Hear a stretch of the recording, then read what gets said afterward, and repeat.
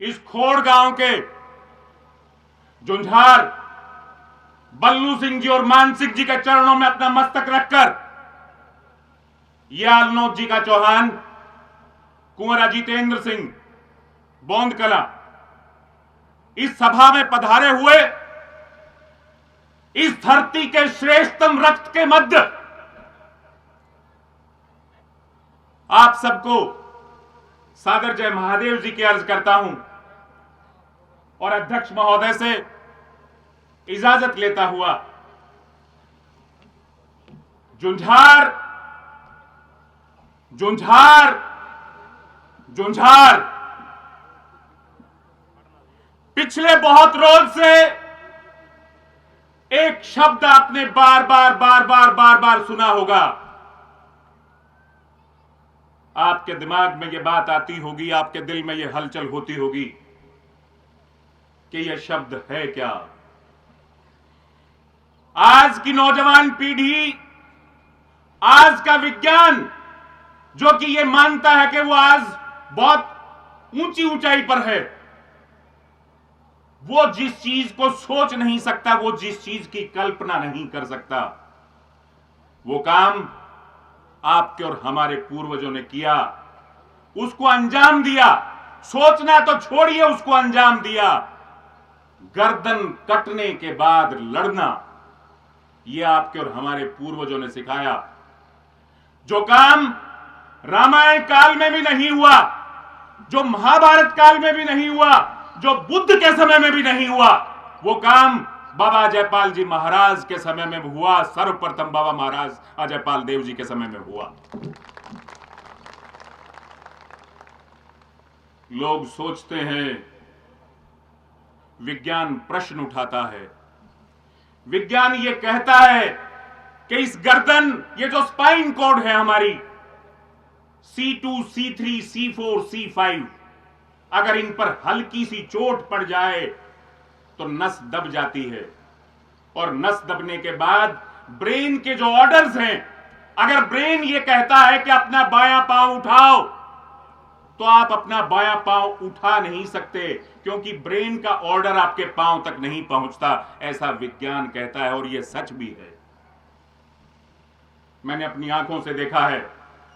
C5 Ramjilal Yadav यहीं पड़ोस के गांव के थे। सन 1992 में उनकी C5 टूट गई थी। C5 टूटने के बाद उनको पैरालिसिस हुआ, लकवा मारा, और 4 रोज तक वो जिंदा रहे। उसके बाद उनका देहांत हो गया। अब ये बात कुछ हद तक आपको जायज लगेगी, विज्ञान पढ़ने वाले बच्चों को लगेगा कि ऐसा कैसे हो सकता है, लेकिन मैं आपको कुछ चीजों की तरफ आपका ध्यान दिलाना चाहूंगा। छिपकली आपने, हमने, सबने, बच्चों ने, सबने देखी होगी।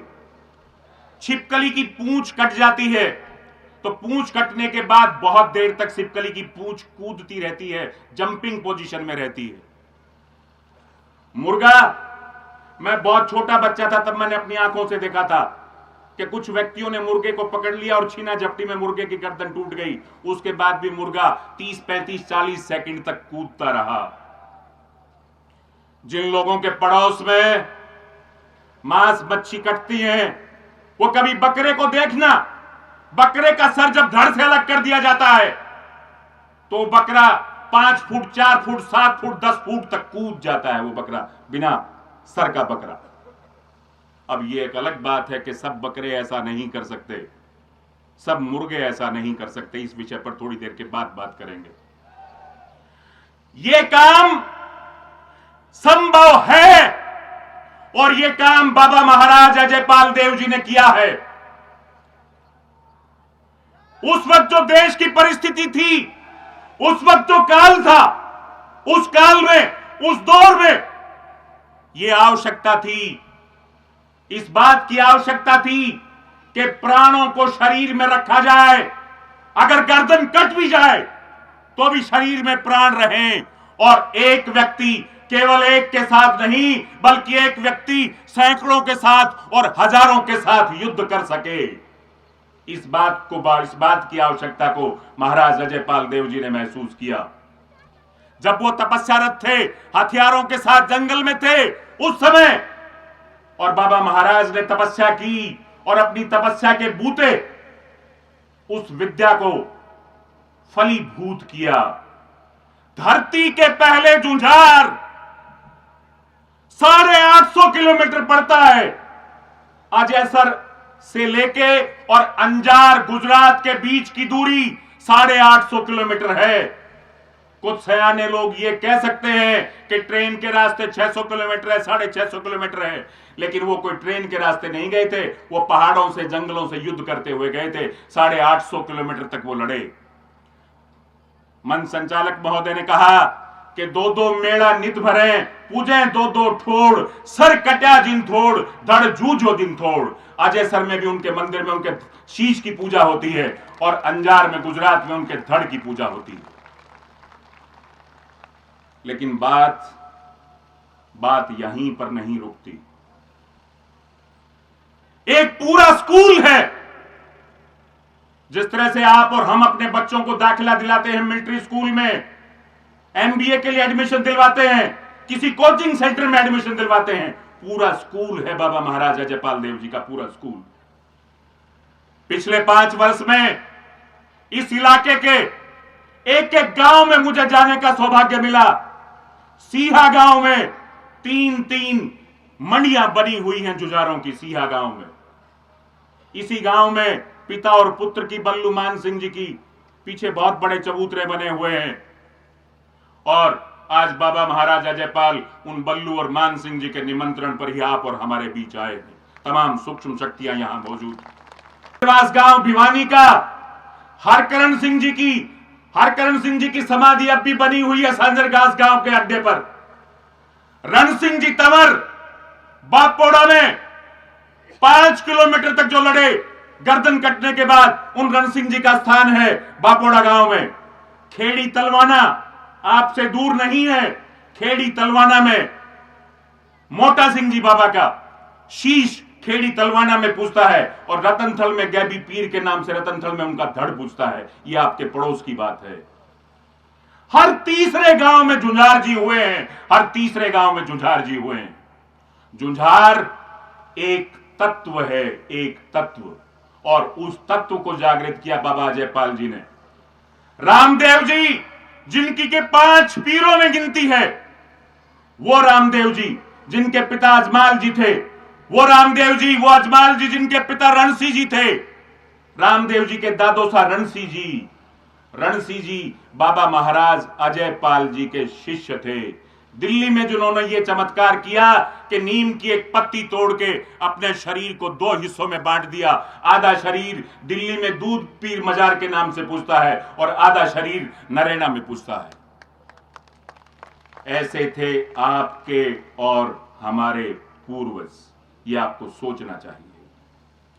कहते हैं कि कोई भी शब्द डिक्शनरी में, शब्दकोश में ऐसा नहीं हो सकता जिसका कोई अर्थ ना हो, और जिस शब्द का कोई अर्थ नहीं है वो शब्द नहीं हो सकता। राजस्थान में जयपुर के पास 2 गांव हैं। एक गांव का नाम है नीधड़। नीधड़ का अर्थ धड़ के बिना। और एक गांव का नाम है बनाड़, नाड़ के बिना। ये गांव कैसे अस्तित्व में आए, इन गांव के नाम कैसे रखे गए, आप सोच के देखो। क्षत्रियों की अपनी एक साधना पद्धति है और वो साधना पद्धति प्राण पर आधारित है। बाबा महाराज अजयपाल जी ने इस बात को भांपा, अपनी तपस्या के बूते इस बात को जाना कि अगर इस तरह का प्रयोग किया जाए, इस चीज में महारत हासिल की जाए कि सर कटने के बाद भी प्राण को अपने शरीर के अंदर रखा जाए, तो लड़ा जा सकता है। और एक से नहीं, सैकड़ों से नहीं, हजारों के साथ एक व्यक्ति सर कटने के बाद दोनों हाथों से तलवार चलाता हुआ घोड़े की सवारी भी कर सकता है, युद्ध भी कर सकता है और दुश्मन को काट भी सकता है। यह काम आपके और हमारे पुरखों ने किया। इस विद्या की महारत, जुझार एक तत्व है। आप इस बात को समझ लें।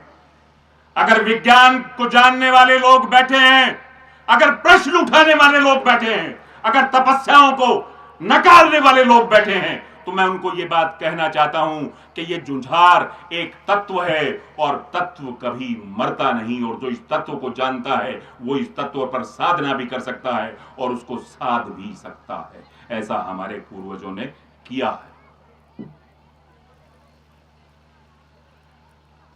आप अपने रोजमर्रा की जिंदगी में अगर ध्यान से बात को देखेंगे और सोचेंगे, आप पेड़ से फल तोड़ते हैं, आप पेड़ से फूल तोड़ते हैं, वो फूल और वो फल वो भी तब तक सुरक्षित रहते हैं, ताजा रहते हैं, फ्रेश रहते हैं जब तक कि उनमें प्राण है।